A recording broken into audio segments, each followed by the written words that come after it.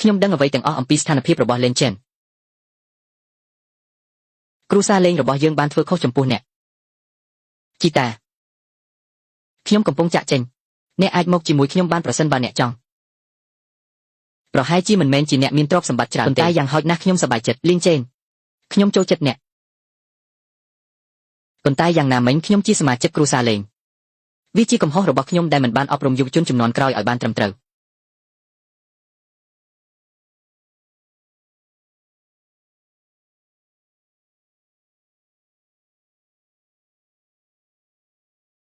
នេះជាអ្វីដែលអ្នកចង់បានទ្រព្យសម្បត្តិរបស់គ្រួសារលេងគ្មានន័យអ្វីតតែសោះសម្រាប់ខ្ញុំប៉ុន្តែចាប់ពីពេលនេះទៅ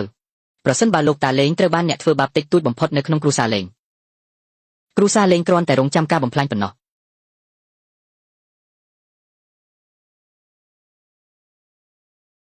បរិសុទ្ធចំណាស់ខ្ញុំកំពុងចាក់ចេញអ្នកទាំងអស់គ្នាល្ងងណាស់វង្វេងស្មារតីជីតាតើអ្នកកំពុងនិយាយអ្វីមិនសមហេតុផលវាគឺនៅពេលនោះអ្នកបានបង្ខំណែនឆេងឲ្យរៀបការជាមួយលេងឆេនបរិសុទ្ធនោះគ្មានប្រយោជន៍ទាំងស្រុងរស់នៅផ្ទះគ្រួសារលេងអស់រយៈពេល3ឆ្នាំរបស់យើងខ្ញុំគិតថាគាត់ជាបន្ទុកដល់គ្រួសារលេងត្រឹមត្រូវហើយរដ្ឋទទួលបានគម្រោងវិនិយោគចំនួន100,000 លានយ៉នពីក្រុមហ៊ុនឆេនខ្លាចជាអសរជនឈានមុខគេនៅក្នុងសហគមន៍អាជីវកម្ម Dragon City លីងឆេនមានសិទ្ធិអ្វីមកលើប្អូនស្រីរបស់ខ្ញុំត្រូវហើយលីងឆេនគ្រាន់តែជាមនុស្សអាក្រក់ឥតប្រយោជន៍ដែលគ្រាន់តែដេកចាំស្លាប់ប៉ុណ្ណោះដោយផ្អែកលើសមត្ថភាពរបស់ណែនឆេងជាការពិតណាស់មនុស្សម្នាក់អាចរកឃើញស្វាមីដ៏ល្អម្នាក់ដែលល្អជាគាត់បានចាក់ចេញពីគ្រួសារលេងរបស់យើងនេះជាការខាតបង់ដ៏ធំមួយសម្រាប់យើងជីតាតើអ្នកបាននិយាយអ្វីគ្រួសារលេងនៅតែមានខ្ញុំតើអ្នកដឹងអ្វីខ្លះនៅពេលដែលគ្រួសារលេងខ្សែធនគឺលោកលេងឆេនដែលបានជួយនោះហើយជារបៀបដែលយើងសម្រេចបាននៅសេរីរុងរឿងបច្ចុប្បន្នរបស់យើងតើគុំប្រសាអាចផ្ដល់អត្ថប្រយោជន៍អ្វីខ្លះនៅពេលនោះគ្រួសារលេងរបស់យើងស្ទើរតែគ្មាននរណាស្គាល់គ្រប់គ្រាន់ដើម្បីធានាថាតម្រូវការជាមូលដ្ឋានលេងឆេនជាមួយក្រុម Crimson Flame សាជីវកម្មដ៏ធំសម្បើមនេះបានផ្ដល់អាវុធមុតស្រួចបំផុតរបស់ខ្លួនចំនួន90ទៅឲ្យគ្រួសារលេងនោះហើយជារបៀបដែលខ្ញុំទទួលបានឆ្នាំនេះដំបូងវាមិនមែនសម្រាប់ខ្ញុំអ្នកខ្លាំងណាស់តើអ្នកនឹងរកអាជីវកម្មធំបែបនេះនៅឯណាដើម្បីគ្រប់គ្រងឆេននេះអ្នកមិនដឹងថាអ្នកលៀងចាន់នៅឯណាទេក្រៅពីអ្នកពាក់មាសនិងប្រាក់សុបិនលើបរិសុទ្ធចំណាស់តើអ្នកកំពុងនិយាយអំពីរឿងមិនសមហេតុផលអ្វីបន្ទាប់ពីចាក់ចេញពីលេងឆេនគ្រូសារលេងទំនងជានឹងវិនាសក្នុងពេលឆាប់នេះតើអ្នកកំពុងនិយាយថាលីងចេនបានផ្ដល់ថវិកាដល់យើងនៅពេលនោះមែនទេម្យ៉ាងទៀតលោកលីងឆេនបានបង្កើតទំនាក់ទំនងជាមួយក្រុម Crimson Flame កាលពី3ឆ្នាំមុនប៉ុន្តែលីងឆេនគ្រាន់តែជាកូនប្រសារប្រុសម្នាក់ប៉ុណ្ណោះតើពួកគេអាចបង្កើតទំនាក់ទំនងជាមួយក្រុម Crimson Flame តាំងពីដំបូងមកដោយរបៀបណានោះគឺប្រសិនបើគាត់ពិតជាមានសមត្ថភាពច្រើនយ៉ាងនេះតើគាត់អាចស្នាក់នៅផ្ទះគ្រួសារលេងរបស់យើងរយៈពេល3ឆ្នាំដោយរបៀបណាអ្នកមិនយល់ទេការរក្សាម៉ោងពេលព្រឹកព្រលឹមគឺជាគន្លឹះនៃការកើតជាថ្មីនិងការអភិវឌ្ឍរបស់គ្រួសារលេងរបស់យើងអ្នកបានបំផ្លាញអ្វីទាំងអស់ឥឡូវនេះជីតានោះមិនត្រឹមត្រូវតតែសោះគ្រួសារលេងរបស់យើងក៏មិនមានបញ្ហាអ្វីដែរឡើយនេះចាស់ឬទេវាគ្រាន់តែរងចាំណែនឆេងបញ្ចប់គម្រោងនេះប៉ុណ្ណោះគ្រួសារលេងមិនមែនជាល្បីល្បាញនៅឡុងឆេងបើគ្មានគាត់ទេលីងចេងយើងក៏អាចសម្រេចបាននូវភាពជោគជ័យដ៏អស្ចារ្យជីតាអ្នកត្រូវតែជួយខ្ញុំដោយសមត្ថភាពរបស់ខ្ញុំមិនត្រូវការជំនួយពីអ្នកណាទេខ្ញុំពិតជានឹងដឹកនាំគ្រួសារលេងទៅរកភាពរុងរឿង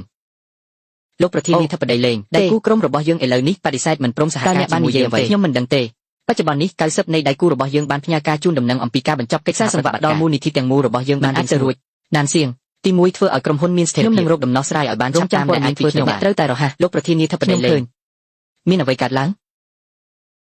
សួស្តីអណ្ដូងជម្រាបសួរលោកយ៉ាវខ្ញុំគ្មានអ្វីត្រូវនិយាយទៅកាន់អ្នកទេដោយសមត្ថភាពផ្ទាល់ខ្លួនរបស់អ្នកស្រីសេងបច្ចុប្បន្ននេះពួកគេមិនបានបំពេញតាមស្តង់ដារអបបរមាសម្រាប់កិច្ចសហប្រតិបត្តិការជាមួយប្រព័ន្ធផ្សេងរបស់យើងទេច្រើនពេកដល់អ្នកនេះយើងបានសម្រេចចិត្តយកវាមកវិញទាំងអស់សូមប្រគល់ការបញ្ជាទិញមកវិញឲ្យបានឆាប់តាមដែលអាចធ្វើទៅបាន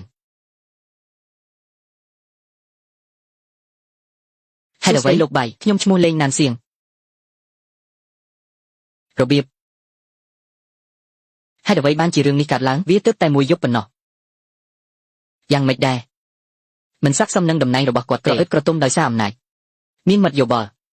ទីបំផុតគ្រួសារលេងមិនអាចរត់គេចខ្លួនបានទេ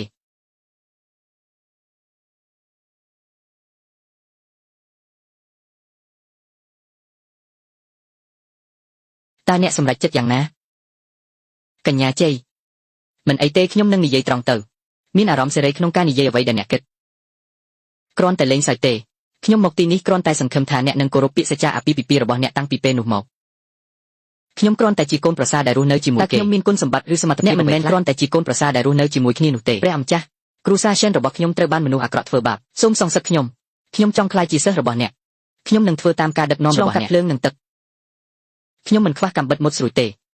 វានឹងប្រសើរជាងប្រសិនបើមានផ្កាកុលាបមួយបន្ថែមទៀតនៅក្នុងពិភពលោកខ្ញុំនឹងជួយអ្នកជាមួយអ្វីគ្រប់យ៉ាងដែលខ្ញុំអាចធ្វើបានទៅផ្ទះវិញក្នុងរយៈពេល3ថ្ងៃ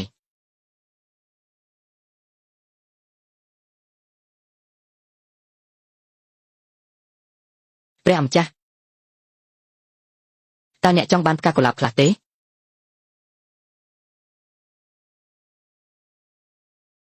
កុំភ្លេច follow និងចុច like share ឲ្យ admin ម្នាក់មួយផង